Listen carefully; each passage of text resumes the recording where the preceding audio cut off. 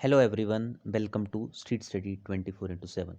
तो दोस्तों, इस वीडियो में हम डिस्कस करेंगे जीओए अकाउंट्स सीरीज़ का पार्ट 18।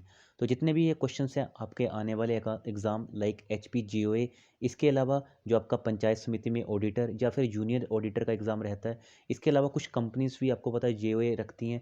तो वहाँ पे भी ये क्वेश्चंस आपको मोस्ट इंपॉर्टेंट क्वेश्चन रहेंगे। सारे क्वेश्चन मैं बिल्कुल अच्छे तरीके से एक्सप्लेन कर दूंगा ताकि आपको पूरी वीडियो शुरू से लेकर एंड तक समझ आ जाए। तो वीडियो को शुरू से लेकर एंड तक जरूर देखना। वीडियो अच्छी लगे तो प्लीज़ लाइक करना। इसके अलावा आप अपने दोस्तों के साथ भी वीडियो को शेयर कर सकते हो। Share to WhatsApp, Facebook, Instagram, Telegram जरूर करना। तो क्वेश्चन नंबर फर्स्ट पे आते हैं सबसे पहले। So question number first is a negotiable instrument is endorsed as pay to Sachin only, this is called as what. तो एक एनआई बेसिकली क्या होता है, नेगोशिएबल इंस्ट्रूमेंट। तो ठीक है, एक नेगोशिएबल इंस्ट्रूमेंट है that is endorsed as pay to Sachin only. तो ये बेसिकली इंडोर्स किया गया कि ये it would be paid only to Sachin. ठीक है, this is called as what. तो ये किस तरह का आपको बताना इंडोर्समेंट है? It is a restrictive endorsement. Restrictive endorsement क्यों हो गया? क्योंकि यहाँ पे सिर्फ लिखा है पे टू सचिन ओनली, केवल सचिन को देना है। ठीक है, यहाँ पे सिर्फ आपको कुछ रिस्ट्रिक्शन लगती हुई देखने को मिले, यहाँ पे कुछ कंडीशन आती हुई देखने को मिले, तो डेफिनेटली जो वहाँ पे एंडोर्समेंट होगा वो होगा आपका restrictive endorsement. So option B is the right answer for this question. Question number second पे मूव करेंगे। men may come and men may go out but the company exist। men may come and men may go, आदमी आ सकते हैं और आदमी जा सकते हैं बट कंपनी एग्जिस्ट रहेगी। This explains which characteristic of the company as per companies act 1956। तो 1956 के जो कंपनीज एक्ट के अकॉर्डिंग ये क्या करेक्टरिस्टिक बताता है? सो ये बताता है आपका perpetual succession. Option B is the right answer for this question. आप चाहें दोस्तों तो इन सारी वीडियोस के जो मैंने बनाए आप इनके अपने नोट्स भी अपने पास बना के रख सकते हैं। एग्जामिनेशन में ये सारे क्वेश्चंस आप डेफिनेटली रिवाइज करके जा सकते हैं। किसी क्वेश्चन में डाउट हो तो कमेंट करके बताना, I will definitely solve that question for you. Question number third, which section of IT act deals with hacking of computer system and it's penalties. तो ये कौन सा सिस्टम है, अब कौन सा सेक्शन है आईटी एक्ट का? So it is section 66 of IT act that deals with hacking of computer system and it's penalties.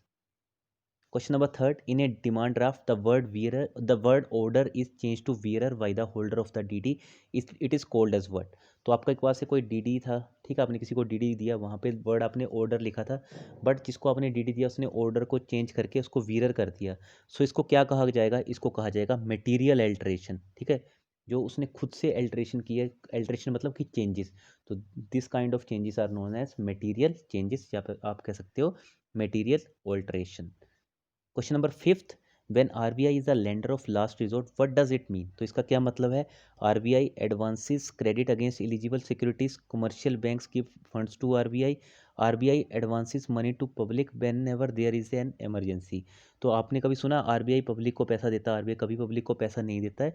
ठीक है, तो ये सी ऑप्शन से ही कहाँ पे गलत हो जाना। ठीक है, option A is the right answer, RBI advances necessary credit against eligible securities. Option A is the right answer. यहाँ पे बेसिकली जो सारी सिक्योरिटीज़ आती हैं वो गवर्नमेंट सिक्योरिटीज़ आती हैं, ओपन मार्केट ऑपरेशन, वो सारी चीज़ें यहाँ पे आती हैं।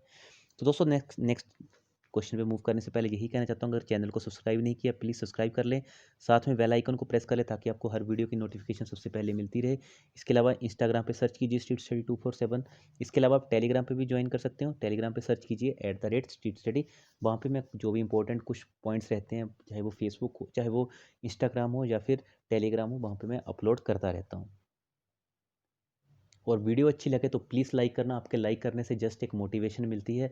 इसके अलावा आप चाहें तो वीडियो को अपने दोस्तों के साथ भी ज़रूर शेयर करना, ताकि मैं इतनी मेहनत इन क्वेश्चंस को बनाने में लगाता हूं तो डेफिनेटली उसका कुछ उनको फ़ायदा हो सके। Next question is, Ram proposes by letter to sell a house to Shyam, the communication of the proposal is complete when. तो राम ने अपना घर बेचना चाहता है शाम को, बट ये कम्युनिकेशन कब कंप्लीट होएगी? When we will accept the offer. तो अगर हम बोल दें कि option B is the right answer, तो यहाँ पे वी कौन है? राम है, और ए कौन है? श्याम। तो आपको जब इसको शाम एक्सेप्ट कर लेगा प्रपोजल को, राम के प्रपोजल को जब शाम एक्सेप्ट कर लेगा तो ये प्रपोजल कंप्लीट हो जाएगा। ठीक है, so option B is the right answer for this question. Real time growth settlement means what. तो रियल टाइम ग्रोथ सेटलमेंट क्या होता है? In this both processing and final settlements of funds transfer instruction can take place continuously. इसमें क्या होता है, processing और transfer of fund लगातार होता रहता है। और एनईएफटी में क्या होता है, एनईएफटी में बेसिकली क्या होता है, बैचेस में पैसा ट्रांसफ़र होता है। जब भी कभी भी आप एनईएफटी करोगे तो 30-30 मिनट्स के बैचेस बन जाते हैं, तो वहाँ पे वो पैसा उनको 30-30 मिनट्स के इंटरवल में प्रोवाइड होता है। बट आरटीजीएस में क्या होता है, रियल टाइम पे जैसे ही आपने पैसा ट्रांसफ़र की कमांड को इनिशिएट किया, पैसा सामने वाले पार्टी के अकाउंट में चला जाता है। बट आरटीजीएस के लिए मिनिमम अमाउंट होना चाहिए 2 lakh and above. So next question is, for the firm interest on drawing is called as. सो इसको क्या कहा जाता है, जो फर्म इंटरेस्ट ऑन ड्राइंग करती है, तो for the firm interest on drawing is called as income. ठीक है, for the firm interest on drawing, ठीक है, जो इसको इंटरेस्ट होता है ड्राइंग के ऊपर जनरेट, उसको क्या कहा जाता है, it is known as income. Next question is, where an unpaid seller has made part delivery of the goods he may exercise his right of lien on the reminder. ठीक है, so option B is the right answer for this question. Question number 10 पे move करेंगे। Within how many days shall the central registrar be initiated be intimated regarding satisfaction of security interest. सो ये important question है, काफ़ी बार आ चुका है। Within 30 days from the date of such payment और सेटिस्फेक्शन। सो ये बहुत इंपॉर्टेंट क्वेश्चन, इसको याद रखना है। 30 डेज़ के अंदर अंदर ये सारा कुछ करना होता है। इसको बेसिकली आपने वर्ड सुना होगा सरसाई, सरसाई रजिस्ट्रेशन भी को का ही पार्ट है ये बेसिकली। सरसाई रजिस्ट्रेशन क्या करता है, जनरली बैंक, सपोज करो बैंक ने किसी को कोई लोन दिया किसी को, ठीक है, तो क्या करेगा बैंक को, with in 30 days cerci portal में वो एंट्री शो करवानी होती है कि हमने किसको लोन किया दिया है। अगर किसी प्रॉपर्टी के अगेंस्ट दिया है तो वह वो वाले property cut number, survey number, वो सब डालना रहता है। उससे क्या होता है कि अगर कल को कोई और बैंक उस लोन को प्रोसेस करता है तो उसको पहले ही पता चल जाता है कि इस प्रॉपर्टी पे किसका चार्ज क्रिएटेड है। तो आपको सेंट्रल रजिस्ट्री से रिलेटेड कुछ भी क्वेश्चन आए तो आपको याद रखना है, within 30 days from the date of such payment of satisfaction.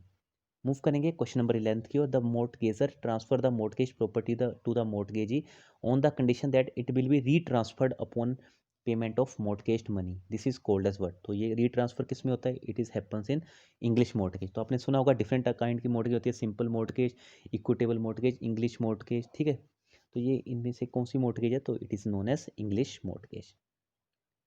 So last question of the video is, Mr. Arnav, a transporter, has been granted a loan for purchase of truck। तो एक mister Arnab जी हैं, वो एक transporter हैं जिनको bank ने grant किया कि ठीक है आपको एक लोन दिया जाएगा for purchase of truck. So F I will create which of the following. तो एफ आई क्या हो गया, फाइनेंशियल इंस्टीट्यूशन, जिसमें बैंक, एनबीएफसी जो भी लोन देते हैं ऐसे ऐसे, जैसे आपने सुना Shri Ram transport and finance, तो ऐसी कोई भी कंपनी हो सकती है। ठीक है, तो वो financial institution will create which of the following, तो कौन सा चार्ज क्रिएट करेगा यहाँ पे, तो यहाँ पे देखो असाइनमेंट नहीं होगा, मोर्टगेज नहीं होगा, प्लेज नहीं होगा, hypothecation. Option D is the right answer. Pledge कहाँ पे होता है, प्लेज जो भी चीज़ आपकी ज्वेलरी से रिलेटेड होती है, ठीक है, गोल्ड से रिलेटेड होती है, वहाँ पे प्लेजिंग होती है। मोर्टगेज जहाँ पे आपकी इमूवेबल प्रॉपर्टी होती है। असाइनमेंट यहाँ पे आपने कभी एलआईसी की पॉलिसी को अपना या फिर कोई किसी और इंश्योरेंस की कंपनी को, इंश्योरेंस की पॉलिसी को आप असाइन कराते हो बैंक के पास और वो आप वहाँ से लोन लेते हो। तो अगर आप कल को सपोज करो आपने एलआईसी की पॉलिसी रख के लोन लिया, तो बैंक क्या करेगा, एलआईसी की जो आपकी पॉलिसी है उसके ऊपर अपना चार्ज असाइन कर देगा। अगर आपने डिफ़ॉल्ट किया लोन में तो वो आपका जो एलआईसी की पॉलिसी है उसको ब्रेक करवा के अपना पैसा वसूल कर लेगा। So that is called assignment.